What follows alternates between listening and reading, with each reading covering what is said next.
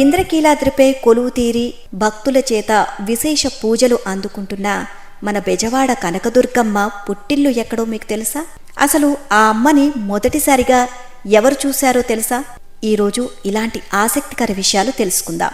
ఇంద్రకీలాద్రిపై కొలువు తీరి భక్తులను కాచే అమ్మవారి పుట్టిల్లు ఓ పోలీస్ స్టేషన్ అంటే ఎవరైనా నమ్ముతారా? వినడానికి కాస్త వింతగా విడ్డూరంగా ఉన్నా ఇది నిజమండి.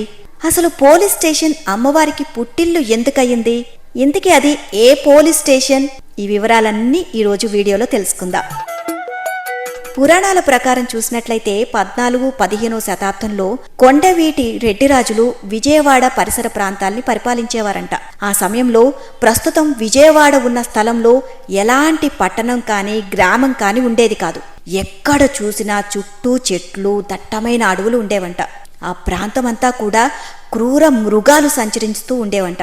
అక్కడికి ఎవరూ కూడా వెళ్ళడానికి సాహసించేవాళ్లు కాదంట. అయితే ఇక తప్పనిసరి పరిస్థితుల్లో కొంతమంది జాలర్లు కృష్ణానదిలో చేపలు పట్టేందుకు వస్తూ ఉండేవారు. అయితే అక్కడికి వెళ్లే జాలర్లకు వాళ్ళకి ఎటువంటి అపాయం జరగకుండా ఉండేందుకు కొండవీటి రెడ్డిరాజులు 2 సిపాయిలను నియమించారట. వారిలో ఒక సిపాయి పేరు మంగయ్య. ఈ 2 సైనికులు చాలా జాగ్రత్తగా అక్కడ జాలర్లను కాపాడుతూ ఉండేవాళ్లంట. అయితే జాలర్లు నదిలో చేపలు పట్టి వాటిని కొండపల్లికి తీసుకుని వెళ్లేవారంట. కొండపల్లిలో వెళ్లే మార్గం మధ్యలో అంటే ప్రస్తుతం విజయవాడ 1 టౌన్ పోలీస్ స్టేషన్ ఉన్న ప్రాంతంలో జాలర్లు సేద తీరేవారు అని చరిత్ర చెబుతోంది. కొద్దిసేపటి తర్వాత మళ్లీ వారి ప్రయాణాన్ని అంటే అక్కడే కాసేపు సేద తీరిన తర్వాత వాళ్ల ప్రయాణాన్ని కొనసాగించేవారట. ఏదో చిన్న పొరపాటు కారణంగా జాలర్లకు కాపలాగా ఉన్న 2 సిపాయిలను విధుల నుంచి తొలగించారంట అప్పటి పాలకులు. కొంతకాలం తర్వాత నదిలో చేపలు పట్టేందుకు వచ్చే జాలర్లు వారు సేద తీరేందుకు అనుకూలంగా ఆ ప్రాంతంలో చిన్న చిన్న గుడిసెలను కట్టుకున్నారంట. అలా ఆ ప్రాంతంలో ఓ చిన్న ఊరు ఏర్పడింది అని చెప్తారు.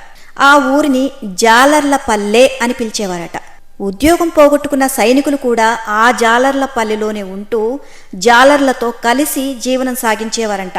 ఇక ఆ సిపాయిల్లో ఒకరు మంగయ్య జీవనాధారం కోసం మేకలను కాసేవాడంట.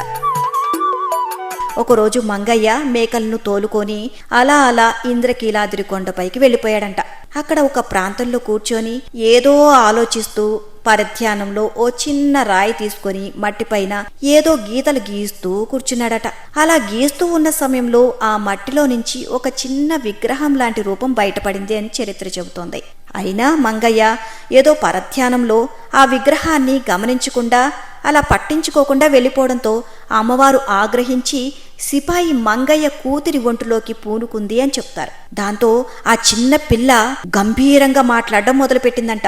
ఏం మంగయ్య, నేను అనుగ్రహించినా నన్ను పట్టించుకోకుండా వచ్చేస్తావా అంటూ అడిగిందట. ఆ మాటలు విన్న మంగయ్య ఒకంత ఆశ్చర్యపోయాడంట. ఆ తర్వాత జరిగిన విషయాన్ని తలుచుకొని ఆ విగ్రహం ఎక్కడైతే ఉందో అక్కడికి వెళ్లి బయటకు తీశాడంట. అది ఓ అద్భుతమైన అమ్మవారి విగ్రహం. ఈ విషయం జాలర్ల పల్లెలోని ప్రజలందరికీ కూడా తెలిసి ఆ అమ్మవారికి ఒక చిన్న గుడిసెను నిర్మించి పూజలు చేయడం ప్రారంభించారు. అలా మంగయ్య అమ్మవారిని సేవిస్తూ ఉండగా ఓ రోజు రాత్రి అమ్మవారు మంగయ్య కలలో కనిపించిందంట. అలా కనిపించిన అమ్మవారు మంగయ్య, నువ్వు నన్ను తోబుట్టువుగా భావించు. దసరా ఉత్సవాలకు మొదటిసారను నీ చేతుల మీదుగా అందించు.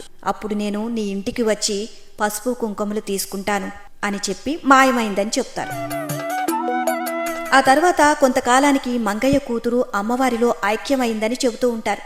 దాంతో అమ్మవారే మంగయ్య చేతితో పూజలు అందుకోవడం కోసమే అతని కూతుర్లా వచ్చింది అని ప్రజల నమ్మకం. అమ్మవారు తన పుట్టినిల్లుగా భావించిన మంగయ్య ఇల్లు కాలక్రమేణా శిథిలమైపోవడంతో బ్రిటిష్ అధికారులు కాలంలో 1900 సంవత్సరంలో మంగయ్య ఇల్లు ఉన్న ప్రదేశంలో ఒక పోలీస్ స్టేషన్ నిర్మించారు. అయితే అందులో ఒకరు రాబర్ట్ హెన్స్ అనే బ్రిటిష్ అధికారి అమ్మవారి మహిమల గురించి తెలుసుకొని ఆ పోలీస్ స్టేషన్ గురించి ఓ శిలాశాసనంలో రాయించారంట. కానీ ఆ పోలీస్ స్టేషన్ కూడా శిథిలావస్థకు రావడంతో ఇప్పుడున్న 1 టౌన్ పోలీస్ స్టేషన్ నిర్మించారు. ప్రస్తుతం బెజవాడ 1 టౌన్ పోలీసులు అమ్మవారిని తమ తోబుట్టుగా భావించి మొదటిసారిను అమ్మవారికి అందిస్తారు. పోలీస్ స్టేషన్ నుంచి వచ్చిన చీరను అమ్మవారికి అలంకరించిన అనంతరం దసరా ఉత్సవాలు ప్రారంభమవుతాయంట. అలా బెజవాడ 1 టౌన్ పోలీస్ స్టేషన్ అమ్మవారికి పుట్టిల్లుగా, అక్కడి పోలీసులు అమ్మవారికి తోబుట్టువులుగా మారారు. ఇప్పటికీ ఇదే సంప్రదాయం కొనసాగుతూ వస్తుంది అని చెప్తూ ఉంటారు. ఇదండి సంగతి. అందుకే పోలీస్ స్టేషన్ అమ్మవారికి పుట్టిల్లయింది అని చెప్తూ ఉంటారు. ఈ వీడియో కనుక నచ్చితే వెంటనే ఛానల్ని సబ్స్క్రైబ్ చేయడం మర్చిపోకండి.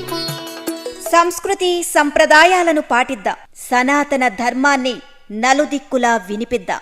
హిందూ ధర్మాన్ని కాపాడుదాం. మన ధర్మక్షేత్రాన్ని నిలబెడదాం.